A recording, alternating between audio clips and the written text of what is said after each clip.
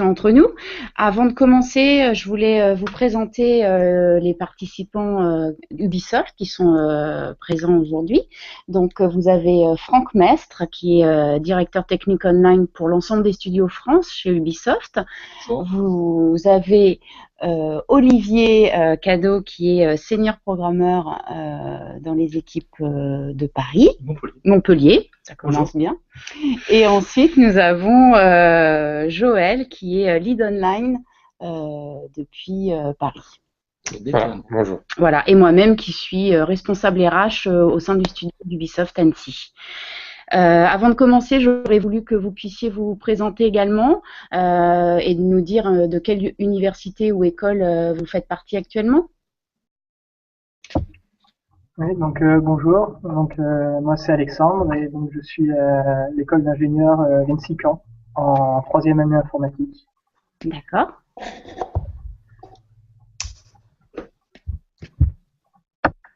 Ensuite.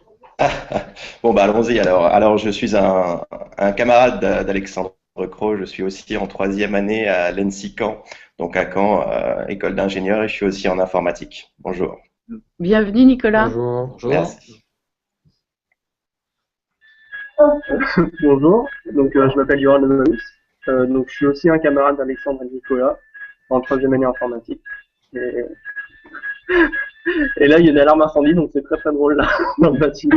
Eh ben c'est du live. Je pensais que c'était ton micro qui était mal. Ok. C'est plus grave que ça. Ensuite. On a l'université de Savoie, je crois. L'université de Savoie. Vous nous entendez? C'était eux l'alarme. Ok. On fait partie du Master 2 à Sticky SC à l'Université de Savoie. D'accord. Voilà. Donc on est en dernière année, la cinquième et dernière année. Donc moi c'est Jérémy Marois et moi c'est Joanny Claron. Voilà. Et puis nous avons aussi de Paris Isis, c'est ça? Oui, c'est ça. Bonjour. Bonjour. Et puis... en fait, je m'appelle Isis, comme dit précédemment, et moi je suis en cinquième année en école d'ingénieur en informatique qui s'appelle Les Frais. D'accord. Et je crois qu'il y a un camarade à toi également? Oui. Alors moi c'est Servette et je suis exactement dans la même filière qu'Isis. On suit le même parcours.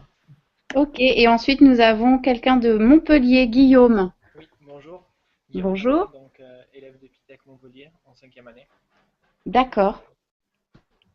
Ok.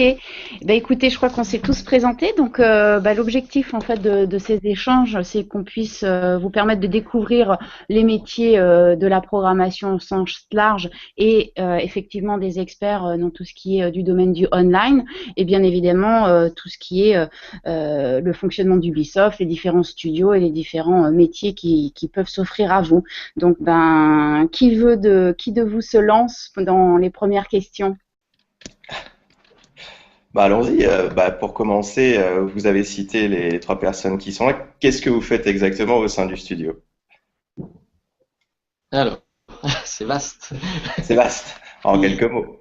Alors, tu veux dire au sein du studio, le studio d'Annecy, précisément, ou dans les studios français? Dans une première approche, peut-être les studios français, et puis après, peut-être se concentrer au sein du studio d'Annecy. D'accord. Alors le studio d'Annecy est assez dédié aux multijoueurs d'Assassin's Creed. Donc le jeu est coupé on a le solo d'un côté et on a toute la section multi. Donc c'est une conception un peu différente. C'est dans le même environnement. On prend les mêmes personnes, voire on en rajoute. Et Annecy est assez dédié à ça. Sur Montpellier, en fait, il y a des produits qui sont très propres à Montpellier, par exemple Rayman. Et Paris, Paris c'est Just Dance. Ouais, voilà, c'est principalement la marque Ghost Recon. Ces dernières années, on a beaucoup travaillé sur Ghost Recon. Watch Dogs aussi, qui travaille. Paris travaille sur Watch Dogs aussi. On participe aussi au développement de Watch Dogs, Just Dance, et on a fait aussi pas mal de Lapin Crétin. On a quelques studios qui travaillent sur plusieurs projets en même temps. C'est le cas de Montpellier, par exemple, aussi. D'accord. Donc voilà.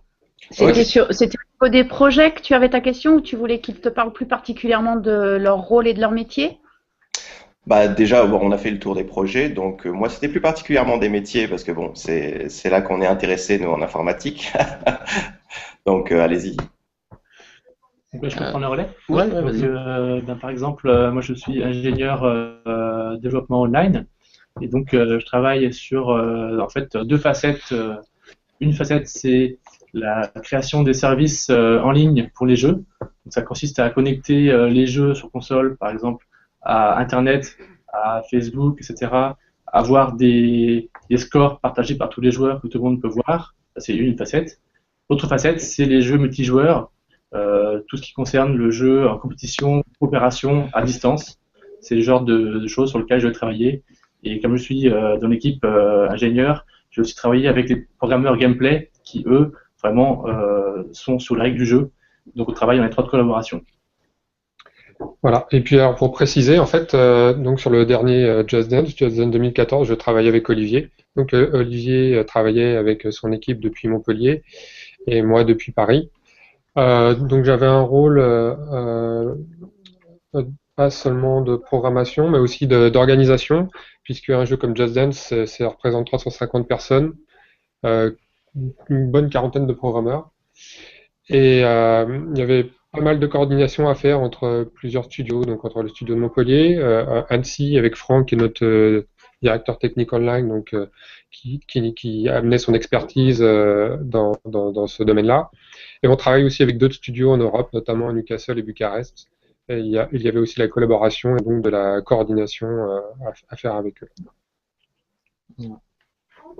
Et ce qui se passe, c'est par exemple, il y a des choses qu'on a développées petit à petit en faisant plusieurs produits puis en étant relativement proche en termes de studio. C'est qu'on a pu commencer à mettre en place des API de programmation communes qu'on commence du coup à maintenir et à utiliser sur beaucoup de produits. Donc, ça avait commencé sur un des premiers Assassin's Creed en multi. Et donc le produit s'appelle Hermès. Et maintenant, ça commence à se dispatcher sur tous les autres produits. Et c'est une espèce de projet en interne, c'est une espèce de projet en open source. C'est-à-dire tous les projets peuvent venir s'y rattacher, créer un sous-projet dessous qui correspond au jeu lui-même. Et il y a une branche principale et derrière, en fait, ça donne un aspect collaboratif qui est assez sympa parce que on a le côté retour un petit peu d'expérience du projet d'origine, et puis après chaque projet vient rajouter une brique. Vient rajouter ses briques, et voilà. Et s'il y a des briques qui sont intéressantes, elles peuvent remonter et être mutualisées. Et si eux nous trouvent des bugs sur la brique principale, ils nous le disent, et du coup c'est valable pour tout le monde, ça se redispatche. Sur les autres projets. Donc voilà, enfin, les interactions sont assez grandes. Elles dépendent des projets, mais ça tend à être vraiment maintenant multi-site. C'est-à-dire Assassin's Creed, on est avec 7 studios. Pour Just Dance, il me semble que 6 studios. 6 studios. Donc, Just Dance aussi. Et sur Assassin, enfin sur le dernier, là, sur Assassin Black Flag, on a dû être 900, un peu plus de 900, je crois. Donc ça représente pas mal de studios. Effectivement. D'autres questions?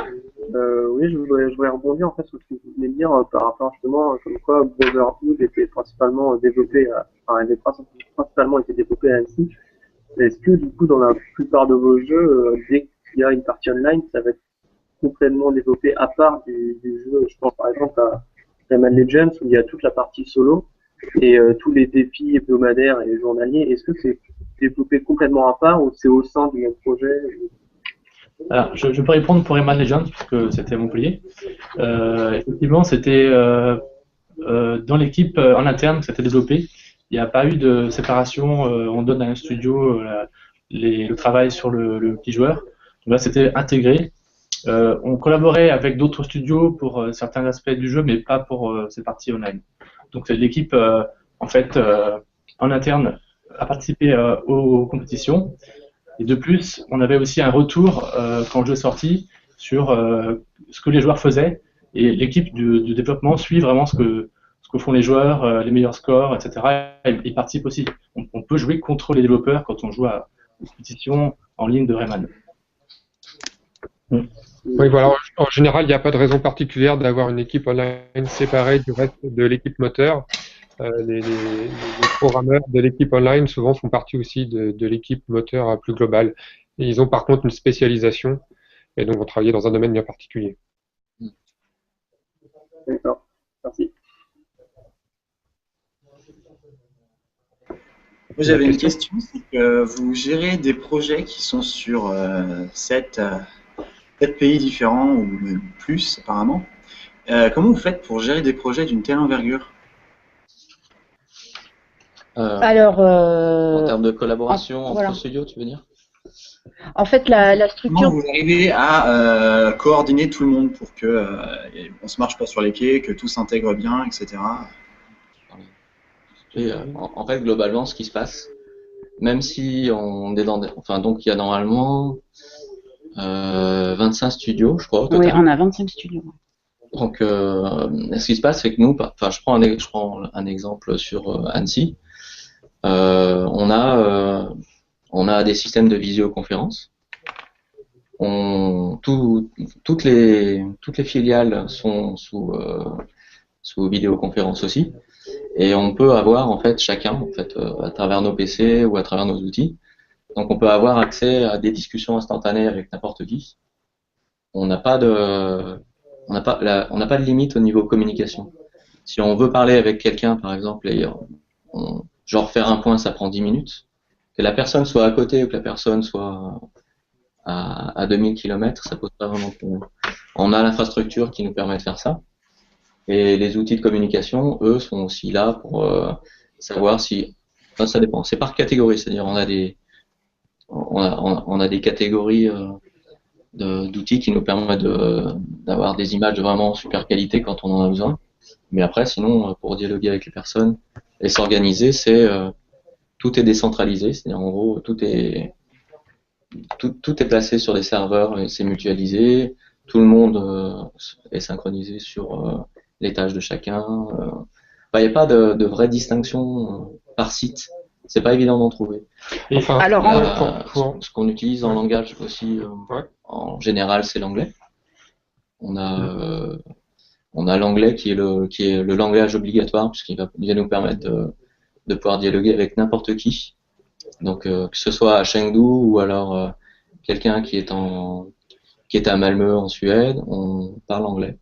C'est une prérogative pour nous, c'est une prérogative pour eux, et tout se passe bien comme ça. Alors, ça, c'est sur le partage de la communication, mais bien évidemment, il y a des mandats qui sont donnés. Effectivement, on a 25 studios dans le monde, et en fonction des studios, il y a des spécificités par marque et des spécificités par famille de métier. Et en fonction des mandats qui sont donnés, exemple, Annecy est mandaté pour la marque Assassin en collaboration avec, par exemple, Montréal, Bucarest, Singapour, etc. Et donc, du coup, en démarrage de projet, bien évidemment, chaque studio a son mandat sur la marque établie et ensuite, effectivement, comme l'a dit Franck, les interactions entre les familles de métiers ou sur les moteurs ou autres, il y a tous les aspects de communication qui rentrent en ligne de jeu. Mais c'est pas non plus à qui fait quoi dans 25 studios. Bien évidemment, au départ, il y a un mandat qui est bien établi pour chacun des studios et qui fait quoi dans telle ou telle marque. Et notamment quand un jeu est fait sur plusieurs plateformes, donc plusieurs consoles, par exemple la PS3, PS4, Xbox 360, Xbox One, Nintendo Wii, et j'en passe, Wii U. C'est assez simple de donner la responsabilité d'une plateforme à un studio et il fera aussi la relation avec le constructeur de la console. On est beaucoup en relation avec eux, souvent avant la sortie des consoles, et ils feront aussi s'assurer qu'on respecte les contraintes techniques définies par les constructeurs. Ouais. Je pense aussi au studio, un studio qu'on a en Angleterre, qui est Newcastle, oui, qui est spécialisé dans les simulations et dans les jeux de voiture. Eh bien, dès qu'il y a de la simulation de véhicules dans un jeu, on va leur donner à faire puisque ils ont l'expertise pour donner le meilleur dans le domaine-là. Voilà. il y a les corps de métier qui sont assez généraux par studio. De toute façon, tous les studios ont tous les corps de métier normalement. Mais par contre, il y a pas mal de studios qui ont développé des spécialités. Et on en trouve, par exemple, Montpellier a de la physique, avec tout ce qui est interaction avec les objets du monde. Et par-dessus la physique, par exemple, Newcastle, qui est un studio UBI, donc c'est Reflections pour le nom du studio, eux sont utilisés. C'est pas de la physique à proprement parler, c'est plus la physique des véhicules. Et comme c'est quelque chose, c'est un domaine qui est assez dessus, ils ont développé cette compétence-là et en général on fait appel à eux en disant voilà, votre moteur de physique de véhicule, venez l'intégrer dans notre jeu. Et voilà, ils font ça. Donc justement, on a parlé de corps de métier, de communication, mais je pense aussi au niveau du management, par rapport au cycle de vie. Comment justement manager, lier tout ça, donner à tel studio de faire ci ou ça et d'arriver à tout rassembler de façon à avoir le jeu final unique. Alors, au niveau du management, en fait, chez Ubisoft, c'est un triptyque, entre guillemets. Vous avez ce qu'on appelle la direction de production, donc qui va mandater l'ensemble des studios d'un point de vue marque, les différentes marques d'Ubisoft. Vous avez un pilier aussi qui est business, donc c'est toute la partie puisque chez Ubisoft, on développe, mais aussi on a à cœur d'avoir 55 filiales de distribution sur l'ensemble des territoires pour s'assurer aussi de la vente de ces jeux-là. Donc la partie business, la partie production et puis la partie direction, c'est-à-dire l'ensemble des fonctions support comme la com, les RH, etc. Et l'ensemble de ces métiers sont aussi décentralisés sur l'ensemble des studios. Donc les mandats, en fait, c'est de la discussion, à la fois de la direction, c'est-à-dire que la direction du groupe va décider d'aller faire une suite sur une marque ou développer une nouvelle IP, comme on l'a vu avec des Assassins ou avec Watch Dogs plus tard. Et en fonction de ces mandats-là, c'est, comme on l'a dit, l'expertise des différents studios qui va rentrer en ligne de compte. Et ensuite, d'un point de vue management local, par exemple, si je parle du studio d'Ubisoft à Annecy, on est mandaté, les équipes savent ce qu'ils ont à développer sur la marque Assassin, et ensuite on a un directeur de studio, et puis du management, des leads en programmation, mais aussi en artistique, etc., et des fonctions support comme RH, comme ce genre d'organisation, en fait. Ouais. Et j'ai envie de compléter aussi ta réponse avec ce qui est plus au niveau du quotidien. Sur certains jeux, on travaille sous forme avec les méthodes agiles, Scrum, on travaille sous forme de sprint, en général des sprints de 2 ou 3 semaines. Et chaque sprint et chaque fin de sprint notamment, c'est l'occasion de faire une review de tout ce qui a été fait par tous les studios. Pour garder une cohérence au jeu, chaque jeu a un réalisateur, on appelle un directeur créatif, qui va s'assurer de la cohérence de tout ce qui est développé par tous les studios. Voilà, donc ça c'est plus au quotidien. Bien sûr. Et puis effectivement, en fonction du mandat, vous avez des meetings qui valident en cours de vie du développement, effectivement, des checks avec la production, la direction, pour s'assurer qu'effectivement on remplit bien le mandat, quoi. Dans ce cas, j'aurais une question à ce propos. Ça serait par rapport au décalage horaire. Est-ce que ça influe sur la production du jeu ou pas en fait? Je sais pas, parce que comme ça peut être des studios qui sont dans différents pays, est-ce que ça ralentit le jeu ou est-ce que ça l'accélère parce que justement il y a des studios qui travaillent pendant que d'autres ne travaillent pas? Voilà. Ouais, c'est toute une organisation. Ouais. C'est-à-dire qu'en début de projet, c'est une organisation qui, à mon sens, est plus liée à la synchronisation de l'état du jeu. Et quelque part, au moment où on va quitter le bureau, de notre côté, le jeu va continuer à évoluer. Globalement, il va être programmé, des ressources vont être faites par d'autres personnes, et ça, c'est des choses qu'il faut juste assimiler au départ. C'est en gros, le flow de production du jeu s'arrête pas. Et des fois, les studios ont été choisis comme ça aussi. Ça permet d'avoir un flux de production relativement tendu pour avoir une continuité. Et ça, en fait, c'est vraiment une organisation parce que il faut qu'il y ait, genre le matin, des personnes qui arrivent un peu plus tôt, qui essaient de synchroniser et donc de récupérer ce qui a été fait pendant la nuit, en fait, et qui fassent remonter au plus vite s'il y a des problèmes, s'ils ont détecté des choses, s'il y a une instabilité dans l'état du jeu qui s'est détectée, enfin, qui est remontée. Et si possible, avant que les équipes arrivent, essayer de fixer ça. Et voilà. Et en fait, il y a eu des projets qui ont organisé ça à très très grande échelle. Moi, j'avais vu un petit peu beaucoup de choses sur Far Cry 3, par exemple, qui était fait entre Massive, donc un studio en Suède, et Montréal. Donc, ils avaient un décalage pas mal, enfin, un décalage certain quand même. Et voilà. Bon, ils s'en sont sortis. Ils ont juste mis en fait des paires qui se connectaient, qui pendant que quelqu'un partait, l'autre se connectait et s'arrangeait pour synchroniser l'état du jeu, pour être sûr que ce qui était récupéré ne cassait rien. Parce que c'est vite fait de faire une fonctionnalité, de partir et puis de pas l'avoir forcément testé dans le cadre de l'autre studio et de casser sa journée. Et voilà. Donc ça c'est un art, c'est même un métier à Ubisoft. Donc on a des data managers par exemple qui font ça en synchronisation avec des ingés pour checker tout ça. Et ça va être de plus en plus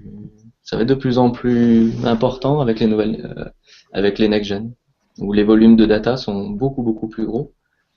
Et voilà, on multiplie les choses par 10 au moins en termes de volume. Mais les taux de transfert, eux, sont pas forcément multipliés par 10, donc en fait, il faut pas se louper. On a des liaisons interstudios, mais par contre, les volumes, elles ont un débit. On pourrait éventuellement les augmenter, donc c'est ce qu'on fait régulièrement, mais c'est pas l'augmentation de ces débits-là est pas aussi haute que le volume des jeux next-gen. Donc ça, c'est un challenge. C'est un truc sur lequel... Ouais. Et même, j'ai envie de dire, en dehors des studios d'Ubi, on travaille avec les constructeurs, donc Sony, Microsoft, Nintendo, et leurs spécialistes techniques, en général, se trouvent sur la côte ouest des États-Unis. Donc c'est aussi à prendre en compte. Donc quand il y a des problèmes à résoudre avec eux, il faut prendre en compte que ça va prendre un certain temps, parce que chaque échange par mail, bah, c'est une journée.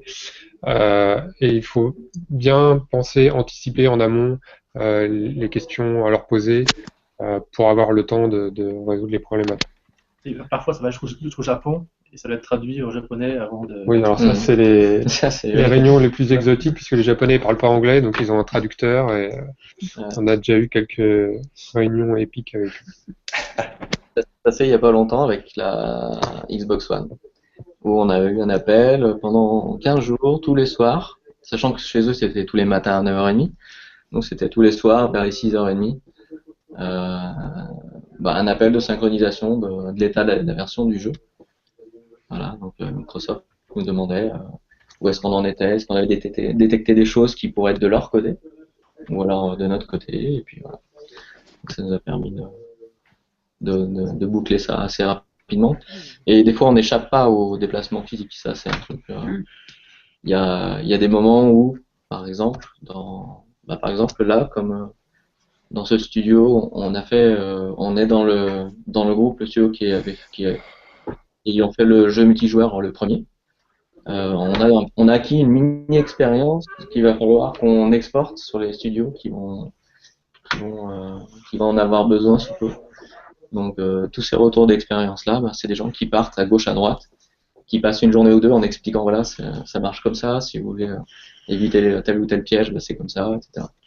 Ça, c'est le côté sympa, je trouve.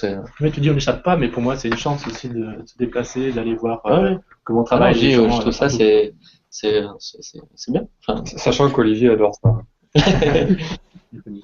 Il y a beaucoup de mobilité interstudio, effectivement. Mais après, là, on a ce genre de déplacements justement qui se font. Alors, d'abord, qui c'est chez vous? Et ensuite, cette mobilité, elle est courte ou elle est longue? Est-ce que ces gens vont former des gens ou est-ce qu'ils vont s'installer là-bas pour faire une expertise au sein de ces studios? Tout dépend en fait. Effectivement, il y a des besoins du projet et là, on fait des déplacements dits professionnels pour une durée d'une semaine, 15 jours, ou les équipes sur un projet donné avec une famille de métiers particuliers. Ça touche pas que la programmation, bien évidemment, ça peut être aussi au niveau artistique, au niveau des maps, au niveau des caractères. Donc l'ensemble des expertises sont amenées à aller dans divers studios pour travailler ensemble. Et puis ensuite, on a tout ce qu'on appelle mobilité, où là, sur le vœu de certains collaborateurs, c'est de dire, voilà, moi, ça fait X années que j'ai travaillé sur cette marque-là à Montréal, par exemple, et j'aurais à cœur de travailler sur ce studio-là, en France ou à Singapour. Et là, effectivement, les mobilités peuvent aller d'une semaine à jusqu'à 3 ans en détachement ou une mobilité complète en disant je souhaite m'intégrer complètement dans un nouveau studio. Donc vous avez de la mobilité soit liée au projet très très court terme et puis des mobilités en fonction des envies et des besoins des différents projets. Je peux parler de mon cas peut-être, où justement j'ai fait ce genre de mobilité. À la plus courte en fait, le plus court déplacement c'est quand on va par exemple à une conférence où on peut partir au Canada, à Montréal ou en Europe.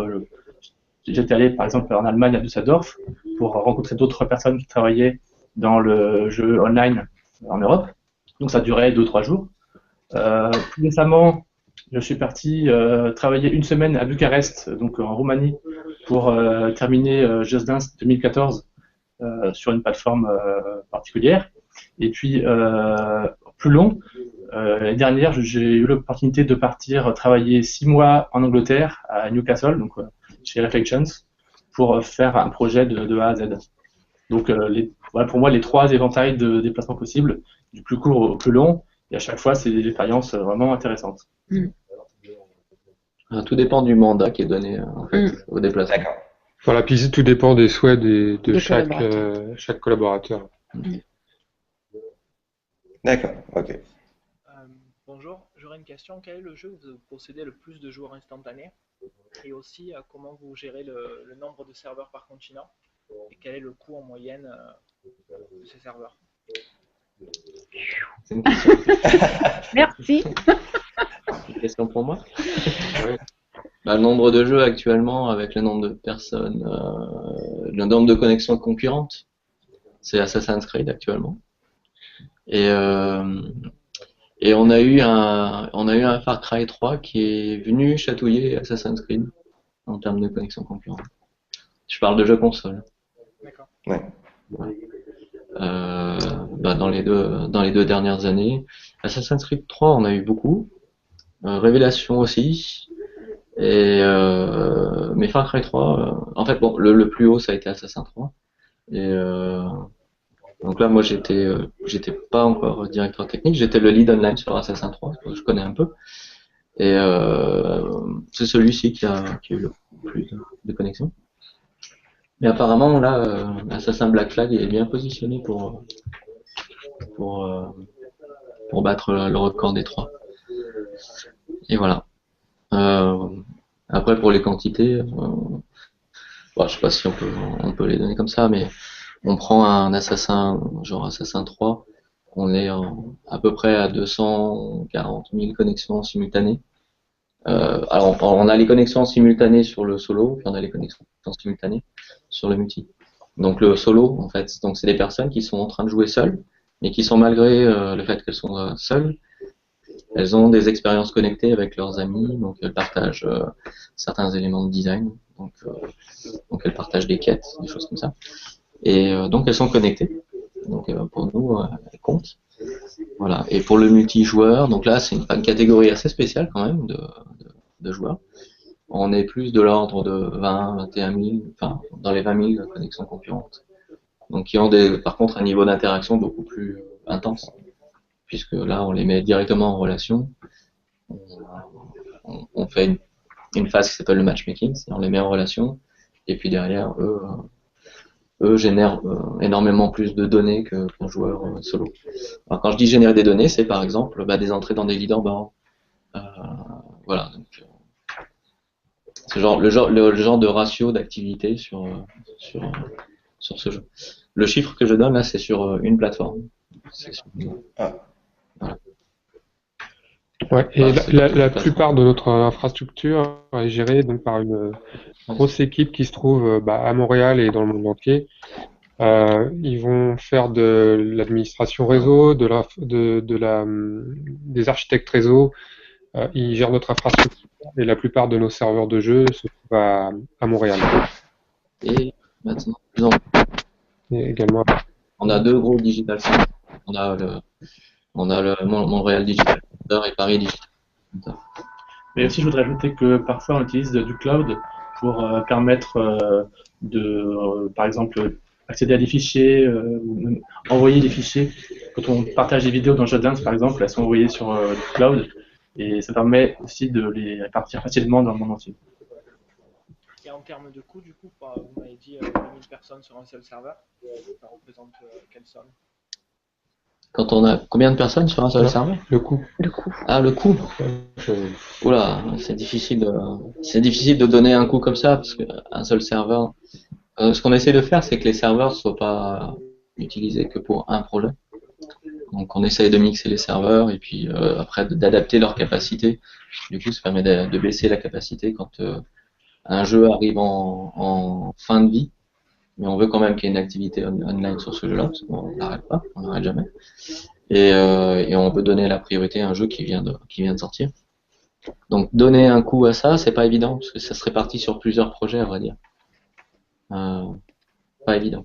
Je pense pas avoir une réponse comme ça. Et puis en plus, on gère pas nous directement au niveau projet, du coup tous les coûts, c'est mutualisé au niveau d'Ubisoft. La négociation avec les constructeurs de serveurs. Et finalement, nous, on n'est pas vraiment dans la boucle en tant que programmeur. Ouais. On peut avoir un ordre d'idée du nombre de serveurs qu'il faut par rapport aux fonctionnalités qu'on fait, en disant bon, celle-là, elle est quand même assez gourmande, faut qu'elle scale suffisamment, c'est en gros elle puisse être extensible à la demande, ce que fait très bien le cloud. Mais le cloud nous est facturé aussi, c'est un service externe. Donc on essaie aussi on a des clouds internes, on a deux clouds, on en a un à Québec et un qui s'installe à Paris. Et voilà, on essaye de faire avec ça, et puis de faire nos calculs.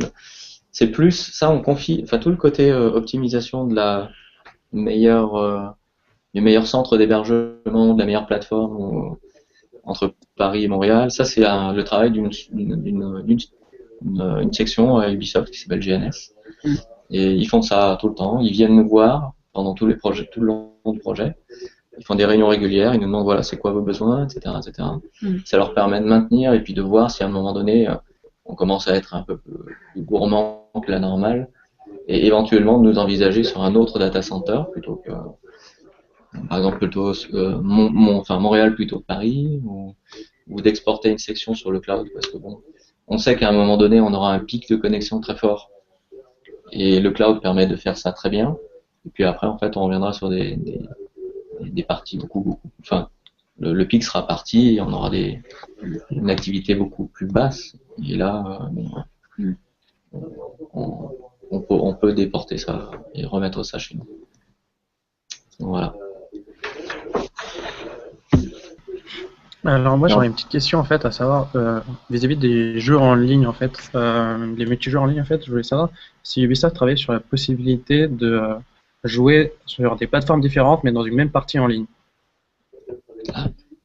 Donc de cross-platform. C'est ça. Voilà.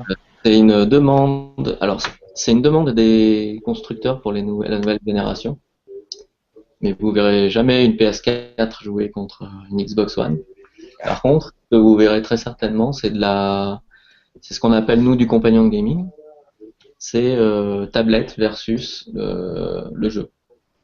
Que la tablette puisse se connecter dans le jeu, faire de l'assistance dans le jeu, et voir éventuellement une tablette qu'on n'a pas forcément chez soi, mais par exemple un appareil téléphonique, enfin un smartphone, et on se connecte à travers des passerelles à l'état de notre joueur dans une session de jeu, ou alors à l'état de notre team, ou des choses comme ça. Et ça, ces trucs sont vachement intéressants en ce moment.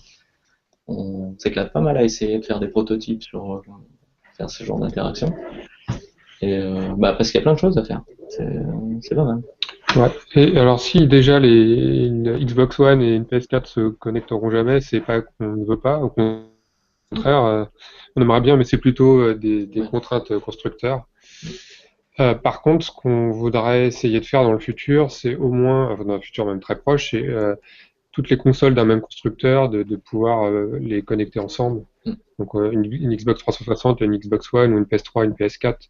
Là, il y a moyen de, par exemple, qu'on crée du contenu, des vidéos, qu'elles soient partagées, pas seulement sur une plateforme, mais au moins sur les deux. Parce que dans ce cas-là, ces 4 plateformes-là, en fait, elles viennent stocker leurs informations sur nos serveurs. Or, c'est nos serveurs, on peut très bien dire que tout simplement les mutualiser et exposer du coup des datas qui proviennent de plusieurs sources, de plusieurs plateformes. Et ça, voilà. Après, de jouer en même temps des sessions multijoueurs entre plateformes, c'est plus, ouais, comme disait Joël, c'est plus une volonté des first parties de vouloir segmenter et de vouloir laisser à la plateforme son set de fonctionnalités. À la rigueur, sur PC, ça serait peut-être possible, mais le problème, c'est que c'est pas un contrôle. On ne joue pas pareil sur PC et sur console, donc il y aura un déséquilibre. Voilà, un déséquilibre entre les joueurs. À la limite, pour le multijoueur, c'est vrai, mais par contre, du contenu qu'on partage, là, par contre, on le fait déjà sur le web ou sur mobile. Ouais. C'est vrai que le multijoueur. On a un Might and Magic Duel of Champions qui est PC versus iOS. Et c'est un jeu de cartes qui permet on joue pas, c'est indépendant de la plateforme. De toute façon, toute la logique du jeu lui-même, elle est pas sur le PC ni moins sur elle est pas sur la tablette non plus. Elle est côté serveur. Donc en fait, ce qui compte, c'est que le PC ou la tablette dialoguent uniquement de la même manière. Et voilà. Ça, on n'a pas de souci à faire ce genre de mix. Mais on n'a pas autant de latitude avec ce qu'on appelle les first parties. Il n'y a pas vraiment de first parties sur PC. Il n'y a pas de vrai constructeur comme Microsoft et le constructeur de la Xbox 360 ou la Xbox One. Donc ces deux consoles viennent avec des règles et on fait avec ces règles. Parce qu'en fait, leur vision, c'est d'avoir des consoles à long terme avec la même expérience sur plusieurs produits.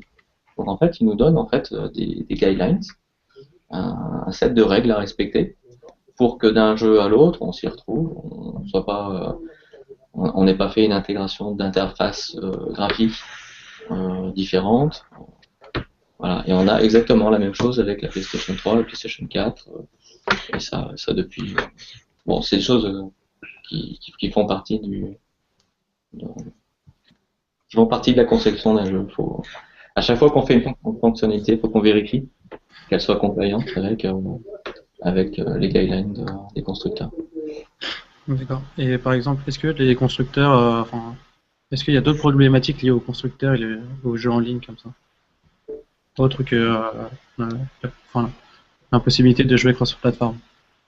Il y a aussi des normes de qualité. Par exemple, on nous impose des temps de réaction pour le chargement, la connexion, etc. Il y a des normes, des règles, et on doit rentrer dans ces règles pour avoir le droit de soumettre un jeu sur une plateforme console. Ouais, et puis il y a chaque console aussi a un système en général, point de vue online, assez spécifique de gestion d'amis qui peut être bien différent, ou de création de parties. Donc la nouvelle Xbox One par exemple impose des règles de création de parties, de réserver des slots dans une partie multijoueur pour ses amis qui sont vraiment différents des autres plateformes. Donc chaque plateforme a vraiment ses exigences, et ça rend aussi le partage de sessions, on va dire de multijoueurs d'une partie à l'autre assez difficile. Dans ce cas-là, j'aurais une question à ce propos. Ça serait, est-ce que les consoles nouvelle génération, telles que la PS4 ou la Xbox One, vont vraiment améliorer l'expérience joueur? Et d'un autre côté, est-ce que les développeurs vont avoir plus de facilité à développer justement des jeux en réseau avec ces consoles et avec les kits de développement? Énormément. En fait, je dis ça, c'est qu'à mon avis, le vrai mot next-gen vient pas que du côté graphique, mais il vient surtout du côté online. En fait.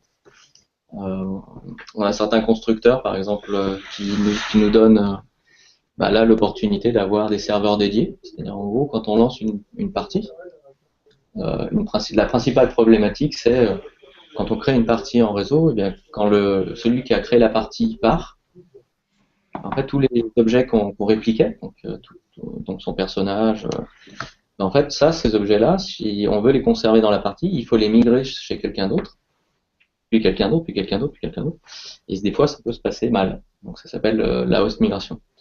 Et là, actuellement, par exemple, ce que fournit un des constructeurs, c'est d'avoir des serveurs dédiés. C'est-à-dire qu'en gros, plutôt que de se connecter chez quelqu'un qui possiblement va se déconnecter, en gros, qui va commencer à générer des problèmes, eh bien là, en fait, on va se connecter à un serveur qui aura été lancé pour l'occasion. Et lui, il va jamais se déconnecter. Il va se déconnecter du début à la fin de la partie. Et on n'aura pas ces problématiques-là.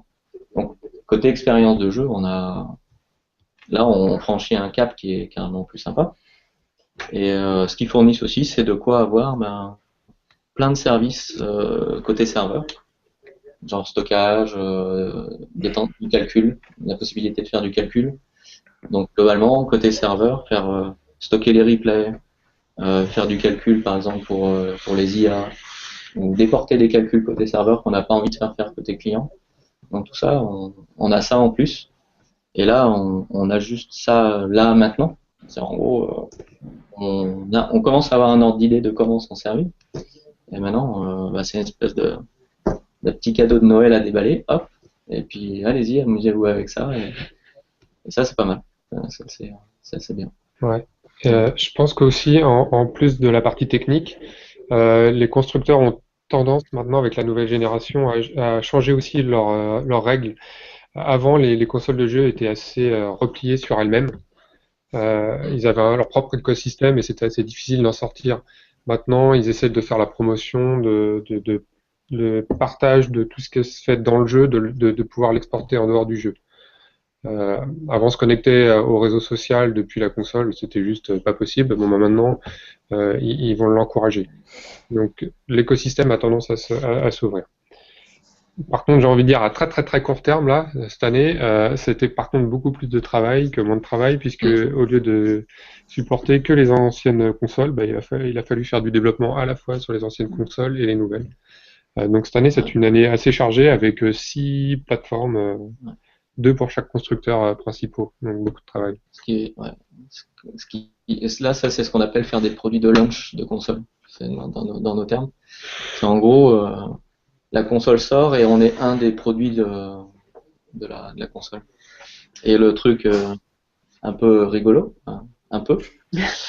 c'est que les consoles définissent au fur et à mesure de l'année, enfin des années de préparation plutôt, parce que ça se fait pas en un an de leur côté. Ils affinent un petit peu leur vision du jeu en réseau, des fonctionnalités qu'ils vont exposer, de tout, les aspects sociaux, les choses comme ça. Et on n'est pas à l'écart que vers la fin, on a un petit changement, hop. Et ce petit changement-là, on l'avait absolument pas prévu dans notre design original. Et ça peut faire un petit effet boule de neige. Donc là, ils sont assez sympas. Ils savent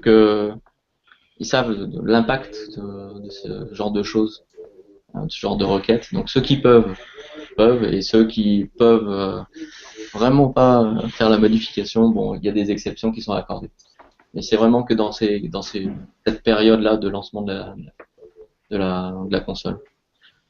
Donc voilà, parce que la console est bien, mais elle est bien que s'il y a des jeux bien pour la montrer. Typiquement, c'est un jeu qui est gagnant-gagnant avec le constructeur. C'est-à-dire, eux, ils ont besoin d'avoir de bons jeux pour pouvoir lancer la console, et nous, on a besoin de mettre en valeur nos jeux le mieux possible.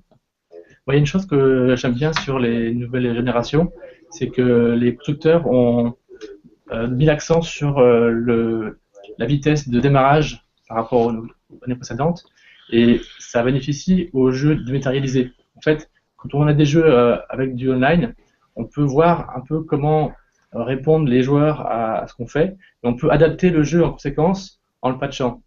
Le problème, c'est qu'avant, les patchs, il fallait télécharger, ça prenait des heures, et on n'aime pas attendre sur une console avant de jouer. Et maintenant, sur cette génération, il y a des systèmes où on doit faire mettre nos jeux de façon telle qu'ils démarrent très très vite en ayant seulement une partie des données. Et donc, grâce à ça, on pourra télécharger des mises à jour ou même des jeux complets et tout de suite jouer sans attendre. Et ça, pour moi, c'est très intéressant. Dans ce cas, cette console, en fait, elle est à la fois aussi bien pour les développeurs que pour les joueurs. Ah oui, Tu peux dire ça, oui. en fait, il y a aussi une chose qui se fait bien, c'est quand il y a une nouvelle console qui est demandée, enfin, qui sort, enfin, qui est annoncée plutôt. En fait, il y a un recueil par les first parties auprès des développeurs de ce qui a été bien, pas bien, etc. Et en général, ils essaient de nous faciliter la vie. Donc ça, c'est pas mal. Il y a certaines consoles qui sont plus difficiles que d'autres, mais bon, on arrive à faire des jeux avec quand même. Du coup, j'ai une question par rapport à ça, du fait de la simplicité en fait avec ces nouvelles consoles next-gen de développer des jeux online, est-ce que Ubisoft pourrait considérer de développer des jeux purement online, type MMO? C'est dans l'air du temps. D'accord. The Division n'était pas justement un jeu. Voilà. C'était un MMO. Donc, on va attendre de voir ce que ça donne. En fait, il y a quelques concepts qui ont été présentés à l'E3 qui vont pas tarder à sortir. Dont il y en a un qui s'appelle The Division, qui est fait par Ubisoft Massive, qui a un open world avec un fond de MMO. Il y a The Crew, qui va être qui va sortir en même temps que Watch Dogs normalement, que je connais pas trop mal, j'ai travaillé 3 ans et demi dessus, donc je vois à peu près. Donc c'est pareil, c'est un peu un concept un petit peu innovant. Donc c'est du monde ouvert avec beaucoup plus de sensations de liberté et un fond de MMO pour le côté serveur. Et ça, je dirais qu'en fait ça va avec une nouvelle tendance qui nous est autorisée avec les consoles. C'est on a plus de mémoire, on a un disque dur. En fait, dans les spécifications des consoles, il y a des choses qui sont d'office là. Si on prenait une console à un moment donné, par exemple une Xbox 360 à sa sortie, on n'était pas sûr d'avoir le disque dur parce que c'était quelque chose qui était acheté en plus. Et chaque console avait ses petits plus et ses petits moins. Là, on a des consoles qui ont des points communs qui sont déjà très très bien. C'est-à-dire 8 cœurs, beaucoup de mémoire. Enfin, pour nous, c'est beaucoup de mémoire. Et des disques durs. Donc en fait, avec ça, on peut envisager de passer un peu à l'échelle au-dessus sur console, sur des concepts qui à l'origine auraient été que sur PC, ne serait-ce que par la présence du disque dur. Donc les jeux en monde ouvert, par exemple, on en a quelques-uns là en cours. Donc, voilà. Donc qui dit monde ouvert dit pas loin. On a toujours tendance à penser MMO et puis bon, ça va avec des fois. Et du coup, en tant que programmeur, ça vous change de programmer sur des jeux online ou c'est absolument pareil, il y a juste une couche online qui est rajoutée? Ah, ça change. Enfin, qu'est-ce qui veut... Est-ce que ça change, j'ai envie de dire, tout? Tu veux dire sur Next-Gen? Non, pas sur Next-Gen, mais plutôt en général. Est-ce que programmer un jeu online ou la partie online d'un jeu, c'est tellement différent de programmer un jeu offline, en solo? J'ai pas souvenir. Ouais. En fait, qu'on nous a demandé un jeu solo uniquement. Ça fait beaucoup plus appel à du code de serveur, et ça c'est des compétences que en général on a nous, mais que c'est pas tous les programmeurs n'utilisent pas ces langages spécifiques. Donc par exemple des langages de script comme Python, de la base de données, ça on l'utilise. Alors que pour créer un jeu solo, il n'y a pas besoin de tout ça. En général, on fait du C++, et donc c'est vraiment des compétences différentes. C'est pour ça que on se spécialise pour maîtriser ces technologies. D'accord. Vous vous spécialisez en fait.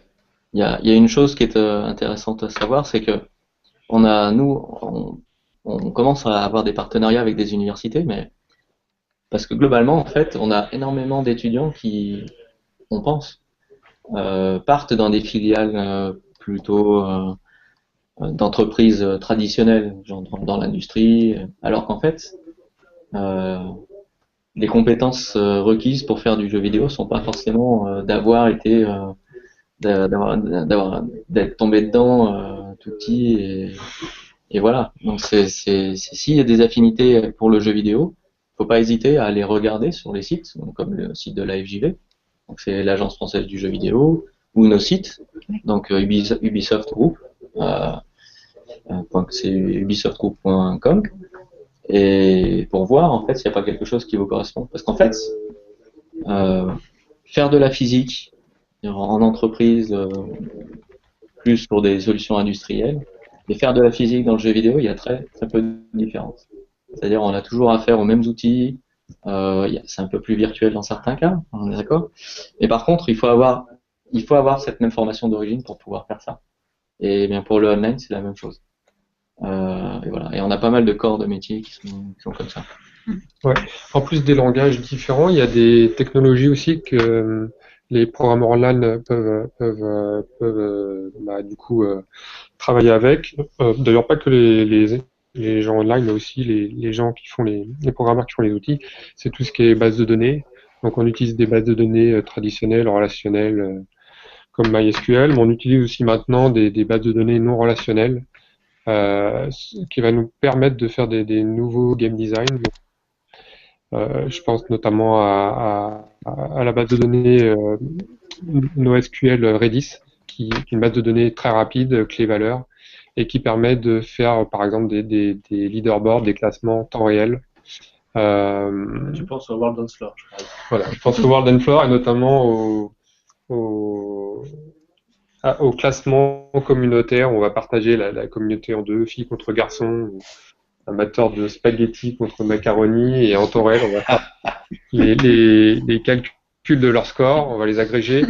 Voilà, c'est quelque chose qui m'a bien plu. Et on utilise pour ça des nouvelles bases de données. Donc c'est aussi des nouvelles technologies auxquelles on a accès. Qui me plaisent. Donc voilà. Donc après, du coup, pour les appliquer, tout ça, il y a tout un côté prospection. Il faut pas quand même alerte sur les nouvelles techniques pour pouvoir envisager derrière des nouvelles fonctionnalités, des nouvelles interactions. Ça fait partie de notre métier. C'est-à-dire autant les designers de leur côté ont plutôt la fibre, aller chercher l'élément de design qui pourra aider le plus le joueur. Autant nous, en fait, on est plutôt à la recherche de quelle solution technique pourrait faire sortir une nouvelle feature online, ou une combinaison de solutions. C'est quand même un petit laboratoire. D'accord. Tout à l'heure, vous parliez du fait que les calculs étaient de plus en plus déportés sur les serveurs. Est-ce qu'on pourrait arriver à un état où tout se passe sur le serveur et le serveur envoie uniquement une vidéo en streaming à la télé, ou un système de ce genre? Dans le style de OnLive, tu veux dire? Oui, par exemple. Ça existe sur les box internet, par exemple, déjà. Pour ça, il faut quand même que les serveurs soient mis très proches de l'endroit où on joue, parce que la latence est très importante. Très importante.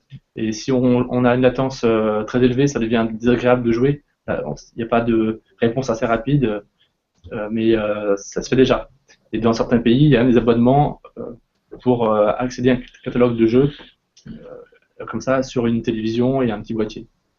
En fait, faut voir quel est l'intérêt pour le joueur. L'intérêt pour le joueur, ça peut être par exemple sur mobile où la puissance du téléphone est assez variable, et pas forcément suffisante. C'est intéressant là de mettre un maximum de calcul côté serveur.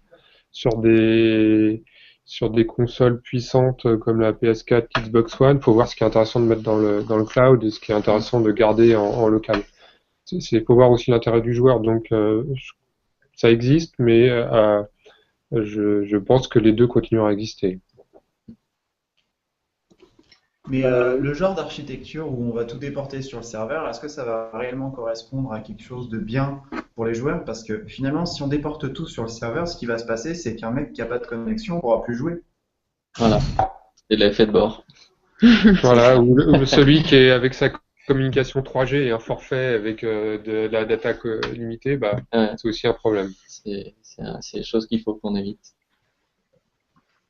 Ouais, du coup, un peu sur le même sujet, en fait, quand vous avez un joueur, pour un jeu multijoueur, un joueur qui va avoir un très haut débit face à un joueur qui a une connexion internet bas débit, et ça peut vraiment, mais vous faites comment pour gérer justement ces différences de latence pour qu'il y ait pas, pour que l'un des deux joueurs ne soit pas plus avantageux que l'autre. Ouais, bah, Bah, en général, quand on fait un jeu, du coup, on se met des limites minimum au-delà duquel, en deçà duquel on admet que le jeu ne va pas fonctionner correctement. Donc, il y a une limite minimum. Et à partir de là, nous, on va faire de toute façon en interne des tests pour s'assurer que ça fonctionne, quelle que soit la connexion. Donc, on fait beaucoup de tests de perte de paquets, des tests avec des temps de latence différentes. On a des TRC d'ailleurs. Et il y a aussi des exigences de la part des constructeurs, que le gameplay doit être acceptable avec tel niveau de dégradation de la part de la connexion. Pour donner un ordre d'idée, sur Xbox 360, ça doit être de l'ordre. Donc TRC, c'est Technical Certification Requirements, c'est-à-dire une obligation technique. Et normalement, sur 360, il faut que le jeu reste jouable avec une liaison à 64 kilobits seconde. Donc là, on en est loin maintenant, normalement. Mais bon, ça nous oblige, nous, à vraiment optimiser un petit peu tous les transferts, à pas trop abuser du réseau, et voilà, à faire attention. Et ensuite, le matchmaking, donc la mise en relation entre les joueurs sur une partie peut prendre comme critère le ping, c'est-à-dire le temps d'aller-retour entre le serveur, enfin plusieurs consoles, et mettre ensemble des joueurs qui ont une latence similaire. Merci. Moi, j'aurais une question concernant la triche. Comment vous fonctionnez pour protéger justement les serveurs de la triche? Est-ce que vous faites des validations côté client et à la fois des validations côté serveur? Il y a les deux. Il y a les deux. Et après, tendre vers avoir des solutions en serveur dédié, c'est plus facile. Et sur console, on n'a pas vraiment... on va dire si on a de la triche, c'est indirectement qu'on a un exploit sur un... C'est de l'ordre du bug de notre côté. C'est-à-dire on a laissé une porte ouverte à quelque chose de pas normal, une combinaison qui devrait pas faire ça, etc. C'est plutôt sur PC en fait qu'on a à gérer la triche, puisque bon, sur PC on a la problématique de les datas, tout est accessible à n'importe qui. Donc aller par exemple modifier une valeur dans une base de données, on prend typiquement une base de données un cas d'expérience. On avait des bases de données d'accélération, de puissance, des courbes de puissance pour des voitures, sur un jeu de voiture. Ce qui se passait, c'était que de temps en temps, il y a des petits malins qui arrivaient à trouver le format de certains fichiers qui allaient modifier les valeurs. Donc, on va avoir des voitures qui, chez eux, étaient beaucoup plus puissantes, beaucoup plus légères, mais comme on a notre voiture et on voit l'image de notre voiture aux autres, les autres, en fait, avaient l'impression que la personne allait bien plus vite que la normale. Anormalement vite, on va dire. Et ça, bon, on a des techniques pour ça, pour gérer ce genre de choses. Donc, il y en a une très simple, c'est par exemple côté serveur, on peut demander aux joueurs, quand il y a une course officielle, donc ça c'est ce qu'on avait fait, quand on a une course officielle qui démarre, donc il y a des classements, en fait le serveur envoie des questions physiques à la console de jeu. Donc c'est des questions qui peuvent être que calculées avec des datas de la voiture. Et s'il y en a des mauvaises réponses, on kick les joueurs de la session, ou alors on ignore le score qu'il va faire. Bon voilà, ça c'en est une, mais il y a plusieurs méthodes. Ouais. Et puis en plus, on a en général des connexions cryptées entre le client, donc la console, et les serveurs, donc s'assurer qu'il n'y ait pas d'interception de la communication par des tiers. D'accord. Et si le joueur utilise par exemple toutes les techniques de speed hack qu'il peut activer pendant un court instant, Parce que du coup, là, votre validation est en début de partie. Mais s'il active le SPIDAC en milieu de partie, comment vous pouvez vérifier ça? S'il active le SPIDAC En cours de partie. je sais pas, il faudrait poser les. Enfin, on est assez console dans le développement, donc on n'a pas trop. Pour ma part, j'ai travaillé sur un jeu PC auparavant, Ouais. avant d'être à Ubisoft, un MMORPG d'ailleurs. Et effectivement, on avait des protections anti-triche sur là. On vérifiait que la vitesse de déplacement des personnages était réaliste. Et si on détectait qu'un personnage avait sauté, s'était téléporté à un endroit de façon impromptue, pareil, on allait le. Donc ça, c'est des checks qu'on peut mettre côté serveur. Enfin, là, c'est le cas d'un MMO. Donc, dans un MMO, on se donne du départ, dans le concept, on se donne la capacité de tout gérer côté serveur. Et de n'avoir en fait que des inputs des clients, donc des joueurs. Mais par contre, les MMO, c'est quand même, enfin, c'est une économie à part entière. C'est un modèle économique un peu différent.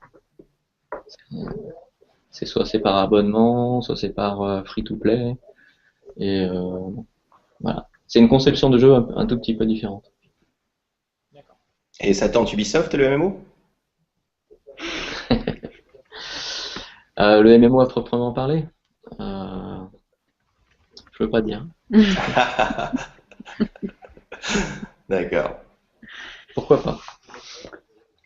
J'aurais une question un peu plus. Voilà, oui, allez-y, parce que du coup, comme ça va toucher J'aurais à deux la dernières fin. questions à vous poser, en fait, une technique et une un peu moins technique. La première, c'est comment vous faites pour mettre en place votre pipeline de test pour pouvoir tester réellement le jeu? Tout à l'heure, vous parliez de perte de paquets, de simulation de test où on a des connexions très basses, etc. Comment vous arrivez à mettre tout ça en place? Ah bah ça on a. Donc ça c'est sûr. Voilà, on utilise des machines avec des logiciels qui permettent de dégrader les conditions réseau. Donc même dans notre LAN, on peut simuler de la latence, on peut simuler, même dans notre réseau local, je veux dire, on peut simuler de la latence, on peut simuler des paquets perdus, des paquets réordonnés. On a même d'ailleurs des outils pour ça qui sont pas mal, qui sont fournis par les constructeurs pour vérifier que nos jeux passent bien leurs critères. Donc on a des constructeurs qui nous fournissent les outils, des fichiers de configuration pour passer les critères. Donc tout préfet. Et voilà. Et on fait avec ça. Et ouais, voilà. Concrètement, c'est une machine avec 2 cartes réseau et on dégrade les conditions avec cette machine. Ouais. Et aussi pour tester que notre serveur tienne la charge, on va créer des bots, donc des petites applications qui vont simuler les comportements de joueurs, faire des actions de jeu, se connecter, jouer ensemble de façon automatique. Et on va les lancer sur du cloud, donc on va lancer des milliers de faux joueurs, donc de bots, qui vont se connecter au serveur. Et après, on va regarder si le serveur tient la charge et corriger, optimiser les requêtes, etc. Donc ça en fait, ça fait partie intégrante du processus de production. C'est-à-dire qu'en gros, si on a un jeu qui est online, qui n'a pas passé les tests de charge, enfin on appelle ça les load tests, globalement, il aura possiblement un no-go pour aller plus loin. Il faudra passer cette étape-là d'abord, puis après continuer. Et ça devient de plus en plus imposé. Et c'est d'autant plus important que comme les jeux partagent la même infrastructure, un jeu avec des performances médiocres peut avoir un impact sur les autres jeux. Donc au niveau Ubisoft, on a aussi ce qu'on appelle des requirements, donc des exigences. UOR. Des UOR. Ubisoft Online Requirements. Pour éviter de dégrader la performance des autres jeux qui fonctionnent sur les mêmes machines. Voilà. D'accord, merci. Tu avais une question? Ouais.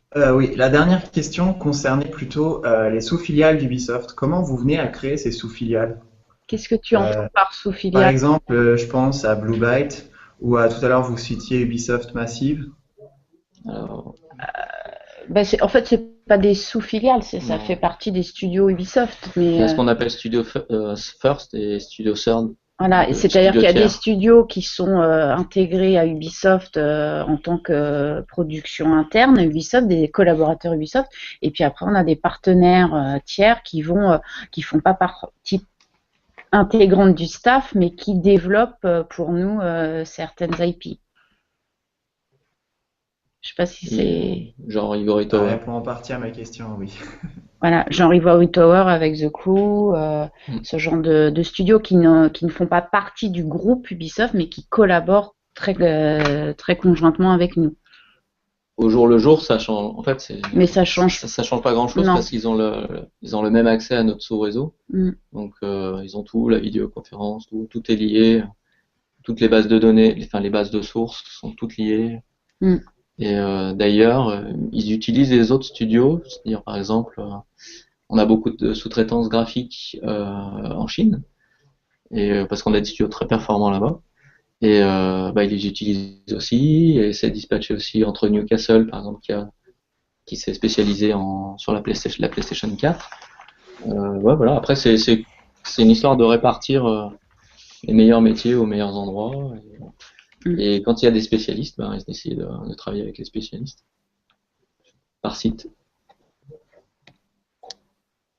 Ok, merci. Vous avez d'autres questions?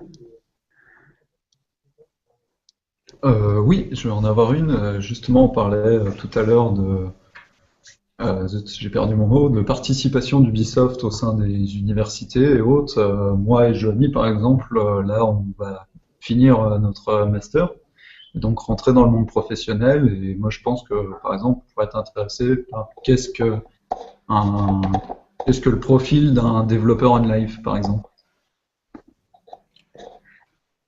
Alors on vous connaît, on va essayer de vous éviter. Hein. Non, je déconne. Qu'est-ce que le profil d'un développeur online? J'allais dire, avant tout, c'est déjà un programmeur. Voilà. Comme nous, comme on fait beaucoup de consoles, c'est beaucoup de développement C++, donc c'est un peu un requis. Et ensuite, après, c'est surtout une motivation et quelques connaissances aussi sur les protocoles de base, on va dire TCP, UDP, HTTP, la connaissance aussi d'autres langages comme Olivier avait cité le Python, c'est aussi vraiment utile pour toute la partie côté serveur. Et puis l'envie de venir bosser dans le jeu, quoi, en fait, puisque effectivement, vous avez face à vous effectivement des experts, des talents, mais tous passionnés par ce monde du jeu vidéo. Les choses intéressantes aussi, c'est les personnes qui ont une idée intéressante, qui ont envie de faire quelque chose, qui pensent être super pour les joueurs. Il n'y a rien qui interdit un programmeur online ou dans n'importe quel domaine d'aller voir les designers et puis de leur dire que vous pensez de ça. En général, après, il en découle des réunions, des trucs comme ça, et puis ça part en discussion et des fois ça devient réel. D'ailleurs, ils sont souvent en demande, un dialogue entre le designer et le programmeur online. Il me semble qu'il y a un jeu, From Dust, qui est né d'une idée comme ça, en fait, en interne, qui est né d'une idée d'un programmeur et qui est devenu un jeu. Par rapport aux idées, justement, il y a une cellule innovation au sein d'Ubisoft qui permet un peu de déposer ses idées et justement d'en discuter jusqu'à peut-être une finalisation. Ouais. Ouais, il y a une cellule, ça s'appelle la cellule créative. Et, ça permet de faire des propositions de projets. Si on fait des petits prototypes, ça permet de les présenter. Et ouais, c'est pas mal. Et même parfois, il y a des dev jams dans certains studios où des gens peuvent prendre un peu de temps pour créer leur propre concept, leur petit prototype, et ensuite les présenter. Parfois, ça devient finalement un vrai résultat. Soit un vrai jeu, soit des nouvelles features pour le jeu en cours de développement. Moi, j'avais aussi encore une question, je suis désolé. Allez-y. On est en Master 2, à la fin de l'année, on va avoir un stage de 6 mois. Est-ce que ça vous intéresse d'avoir des stagiaires de notre filière, par exemple? Ouais. Bah oui. Oui, oui, complètement, hein. Effectivement, aujourd'hui, Ubisoft, on est très friand d'avoir des personnes diplômées ou en stage qui ont envie de venir faire des stages chez nous. Donc, comme le disait Franck, on a un site ubisoftgroup.com où vous avez l'ensemble des offres disponibles tant en emploi qu'en stage. Et puis, effectivement, comme on développe là un partenariat plus proche avec l'université de Troyes, il n'y a aucun souci pour qu'on regarde ensemble à quelle période vous seriez disponible et sur quel type de mission pourrait vous mandater complètement. Par contre, si votre truc c'est costard, cravate, truc super strict, vous emmerdez toute la journée, c'est pas chez nous. Pas pour nous. Ah, ça tombe bien, ça Ça va m'intéresse pas. Alors, enlever ma chemise pour mettre mon t-shirt. Voilà. Ouais. Bon, bah, ok. Je vais le faire. Ok. Bah, merci beaucoup. C'était très vivant, intéressant. Et puis, bah, j'espère que ça ne s'arrêtera pas là, qu'on aura l'occasion de collaborer dans le futur ensemble. Et puis, bah, n'hésitez pas à nous poser des questions indirectement quand vous le souhaitez.